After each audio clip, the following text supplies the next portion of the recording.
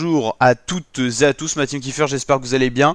Aujourd'hui pour cette nouvelle vidéo, on se retrouve pour un petit bilan en Ligue des Champions. On va surtout parler des équipes françaises et surtout de la rencontre Newcastle-Paris Saint-Germain. Newcastle, ça faisait plus de 20 ans qu'ils n'avaient pu disputer la Ligue des Champions et ils ont sorti un très gros match face au Paris Saint-Germain qui était clairement malade sur le terrain. Donc à la 17e minute, c'est Miguel Almiron qui a ouvert le score, ça faisait donc 1-0 pour Newcastle à domicile.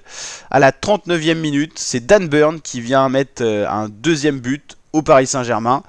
Ensuite, il y a eu la mi-temps, donc Newcastle battait le PSG à ce moment-là 2-0. Sean Lansgaff à la 50e minute, donc 5 minutes après la reprise de la deuxième période, ça faisait 3-0.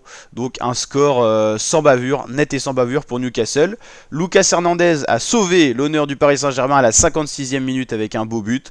Et finalement, Fabien Schär, le Suisse, est venu crucifier l'équipe du Paris Saint-Germain à la 90e plus 1, donc à la 91e. Au niveau des statistiques, au niveau des tirs, c'est équilibré, mais beaucoup plus de tirs cadrés, beaucoup plus d'applications du côté de Newcastle. La possession elle était complètement parisienne, mais Newcastle a su, avec ses 26% de possession, aller se rendre efficace devant le but, ce qui n'a pas été le cas du Paris Saint-Germain. La défense de Newcastle était bien en place, pas celle du Paris Saint-Germain, beaucoup trop de trous dans la défense, et malgré un bon gardien du côté du Paris Saint-Germain, il n'y a rien eu à faire. Newcastle était nettement au-dessus, notamment en frappe de loin.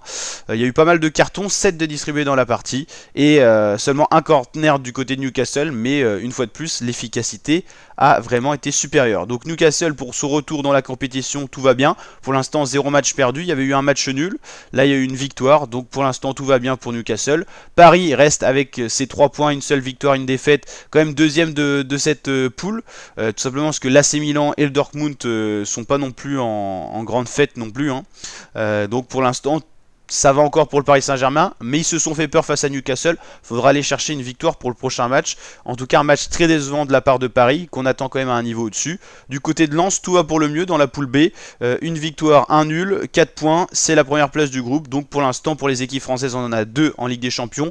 Lens, tout va pour le mieux. Ils ont fait 2 matchs et ils ont joué peut-être les équipes les plus dures. Arsenal-Séville, il reste le PSV Eindhoven. Donc en cas de victoire de Lens face au PSV Eindhoven, ça serait une très belle option. Et je vous rappelle qu'en Ligue des Champions, on affronte la troisième équipe.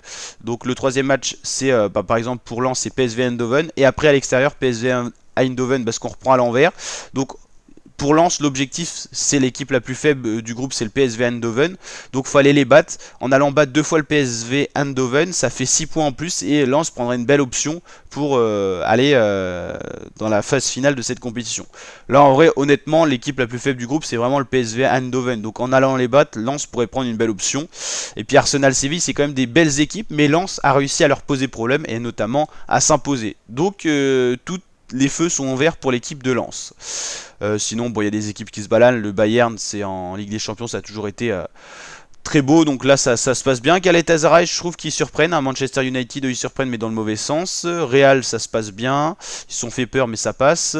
Naples, c'est pas incroyable. Real Sociedad Inter, ça passe. Atlético Lazio, c'est plutôt pas mal. Manchester City, c'est tout comme le Bayern, c'est une des équipes favorites pour remporter cette Ligue des Champions, ça se passe bien. Tout comme le FC Barcelone, cette année, ça se passe beaucoup mieux. Donc voilà, pour les équipes françaises, attention au Paris Saint-Germain qui a subi une première alerte. Donc voilà la team, n'hésitez pas à liker la vidéo si elle vous a plu, vous abonner, activer la cloche et je vous dis à très bientôt pour de nouvelles vidéos. Ciao ciao.